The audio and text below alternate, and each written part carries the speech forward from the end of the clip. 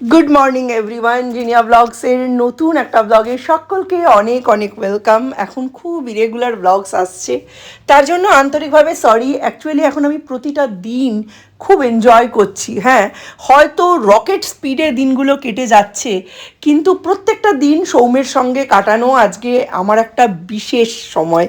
কারণ আর হয়তো হাতে গোনা 60 দিন কি 90 দিন সৌম্য আমাদের সঙ্গে আছে। তারপর কাগজে কলমে সাবালক হয়ে থাকা ছেলেটা চলেই যাবে বাড়ির বাইরে পড়াশুনোর স্বার্থে, পরবর্তীকালে জীবিকার স্বার্থে। বাড়ির ছেলে হয়ে আর থাকবে না, সে তখন হয়ে যাবে রাজ্যের ছেলে, দেশের ছেলে। এই রকম কতদিন আর মায়ের কোলের আঁচলে চাপাচুপি দিয়ে রাখবো বলুন? একটা সময় তো তাদের ছেড়ে দিতেই হবে। তাই হাতে যে কটা দিন আছে সেই কটা দিন খুব আদরে, যত্নে, ভালোবাসায়, মমতায় দিনগুলো ও চেটেপুটে খাচ্ছে, আমিও চেটেপুটে খাচ্ছি। আর এই সব করতে গিয়েই ওর বাবা নাকানি চোবানি খেয়ে যাচ্ছে। এই voter I card, Aadhaar, pan, কাগজ কলম, ডমিসাইল সার্টিফিকেট কি নেই। ছেলেকে এবার বহির্জগতে ছেড়ে দিতে হবে, তো তো সেটারই ব্যবস্থা চলছে একদম জোর কদমে। কি করে বাজার যাবে মনে আছে তো? দই দই যদি অত বড় পাস তত ভালো। ঠিক আছে, এখন করছে রোদ্দুর একেবারে। এতক্ষণ সৌর্যকে পড়াচ্ছিলাম, এখন এসে কাঞ্চন গাছটাকে ওইখানে, সরি কাঞ্চন না, কামিনী গাছটাকে ওইখানে রাখলাম। আর সমস্ত গাছগুলো এবার আস্তে আস্তে রিপোর্ট করতে হবে। দুপুরবেলার দিকে আমি দেখি যে আইএটি মানে আইজারের অ্যাডমিট কার্ডটা বেরিয়েছে। এবার তার মোটামুটি এক সপ্তাহ আগে নাইজার মানে এনইএসটি এক্সামটার অ্যাডমিট কার্ডটা বেরিয়েছিল, যেটা বেরিয়েছিল রাঁচিতে আমার সেন্টার পড়েছিল। তো ঠিক করা হয়েছিল যে রাঁচিতে যেহেতু সেন্টার পড়েছে আমরা যাবো না, বিকজ পরের দিন আইজারটা হওয়ার চান্স বেশি ছিল। বাট হয়েছেটা কি, আইজার আর নাইজার মানে আইএটি আর এনইএসটি দুটোর সেন্টারই রাঁচি পড়েছে, মানে দুটো সেম সেন্টারে। তো সেটাই সুবিধাটা কী হয়েছে, আমি দুটো পরীক্ষায় দিতে পারবো। আগে যেটা ঠিক করেছিলাম আইজারটা দেবো মানে আইএটিটা দেবো, নেক্সটটা দেবো না, ওটা কোথাও হবে না, দুটো পরীক্ষায় দেবো। আর রাঁচি যাওয়ার জন্য আসার জন্য টিকিট কাটা হয়ে গেছে, হোটেলটা দেখা হয়নি, বাট ওটাও হয়ে যাবে। তো ওই দুটো পরীক্ষার জন্য আমার রাঁচি যেতে হবে, 2-3 দিন থাকবো ওখানে। আগের দিন একদিন থাকবো, 2 দিন পরীক্ষা দেবো, দিন ওই দিন রাতেই রিটার্ন চলে আসবো। টিকিট কাটা ফাটা সব হয়ে গেছে। ও বেশ ম্যাক্সিমাম যা দেখলাম বাইরেই সিট পড়েছে, মেনলি ছেলেদের বাইরে সিট পড়েছে, মেয়েদেরকে ফার্স্ট প্রেফারেন্সে সিট দেওয়া হয়েছে। এরকম ম্যাক্সিমাম কল্যাণী টু কলকাতা এর মধ্যেই সিট পেয়েছে। বাট ছেলেরা আমি যতদূর জানি সব মোটামুটি মানে 4th বা 5th এরকম প্রেফারেন্সে সিটি পেয়েছে। যেরকম আমার রাঁচি মনে হয় ছিল 5th বা 6th প্রেফারেন্সে, আমি ওটা পেয়েছি।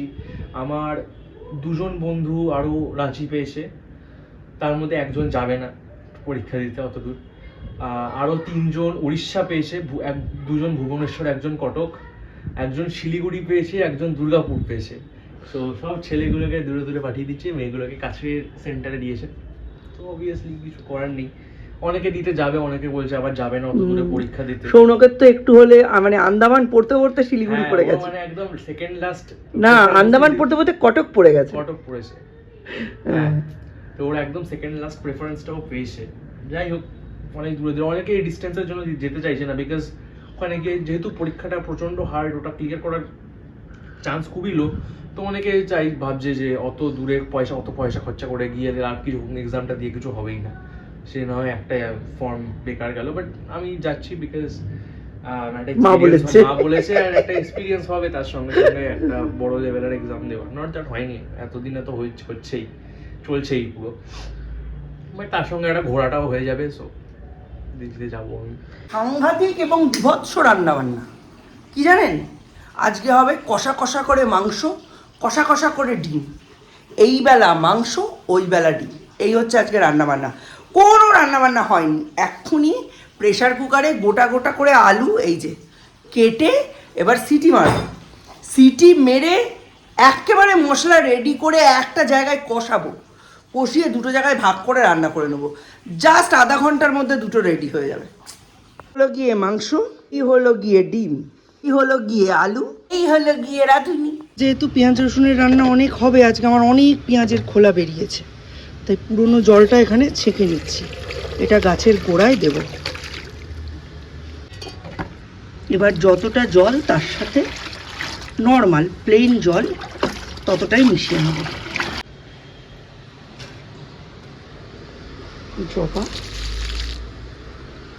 নাক চাপা, এটাও নাক চাপা, কাঠ চাপা, কাঠ চাপা, কাঠ চাপা,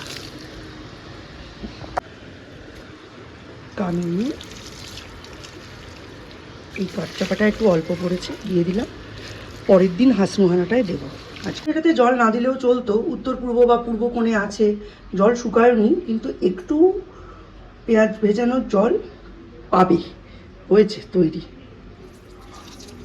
একটু খোসা টোসা পড়ে গেলে তখন দেখা যাবে। পরিষ্কার করে দিই।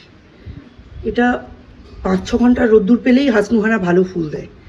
কড়া রোদের দরকার হয় না। কড়া রোদে রেখেছিলাম, গাছটা ঝিমিয়ে গেছিল, তাই এখানে রাখলাম। দেখুন কত খোসা বেরিয়েছে, ফেলে দেওয়া যায়? এটা জলে ডুবিয়ে রাখি। আজকে সরস্বতী দিয়ে আবার দেরি করছে। 1000বার বলেছি 1টার মধ্যে আসবে, 5 দিন 6 দিন এলো, এসে আজকে আবার দেরি। এই কাজ ছিল, সেই কাজ ছিল, শুধু বাহানা। মনে হয় আমি মাইনে দিই না, টাকা দিই না। ওই কারণে আমার বাড়ির কাজটা সবার শেষে 2:30 3টেই, মা রসুন রয়েছে, 2:30 3টে বাজিয়ে দেয়। আপনাদের দেখিয়ে দিই, এই হচ্ছে ডিমের ঝোল, ঠিক আছে? এখানে 6টা ডিম আছে। আর এই হচ্ছে মাংস, যেটা দুপুরে আমরা খাবো। কিন্তু সেদ্ধ করেছি আমি 10খানা ডিম। এখানে রয়েছে 6টা, আর 4টে ডিম মশলার সঙ্গে ভাজার পরে কষাতে গিয়ে চচ্চড়ি বানিয়ে ফেলেছি। এই 4টে ডিম আমার দুবেলার খাদ্য। অন্য সময় হলে দীপকে দিতাম, কদিন পর ছেলেটা চলে যাবে, কি করে দেবো বলুন? থাক, ও মাংস খাবে, আমি ডিম খাবো। আজকে নতুন 2টো ফুল ফুটেছে। গুড আফটারনুন বন্ধুরা। স্টেশনে 10টা বানান দিয়েছে স্কুল থেকে, ওটা মুখস্থ করো। এখন একদম খেলবে না। আরে আগে ছুটির পরে তো 40-45 মিনিট হয়ে গেছে। ছুটি হয়ে গেছে, তারপরে আবার পড়ার টাইম চালু হয়ে গেছে। দাদা যে ভোরবেলা 6টা অবধি পড়ে, তুই কটা অবধি পড়িস? বাজে কথা কম বল। তুই আগে লম্বা খাতাটা আমাকে এনে দিয়ে যা, আমি একটু দেখি। আগে লম্বা খাতাটা এনে দিয়ে যা, কথা কম বল। মুখে মুখে তর্ক করবি না। ভালো হয়েছে, আমি খারাপ, প্রচন্ড খারাপ। করবে, নিয়ে এসো তুমি। আচ্ছা এসে কথা বল, আমি এরকম ঘাড় বেঁকিয়ে থাকতে পারছি না। দাঁড়া, চুপ করে দাঁড়াবি। এই দিয়ে ডিকটেশন দিয়ে যে বানানগুলো লেখা আছে, ওই বানানগুলো আমায় মুখস্থ করে দে। Kite, lion, apple, bat, heart, ice, egg, car, goat, fish. এর মধ্যে 4 থেকে 5টা তোর এমনি মুখস্থ আছে।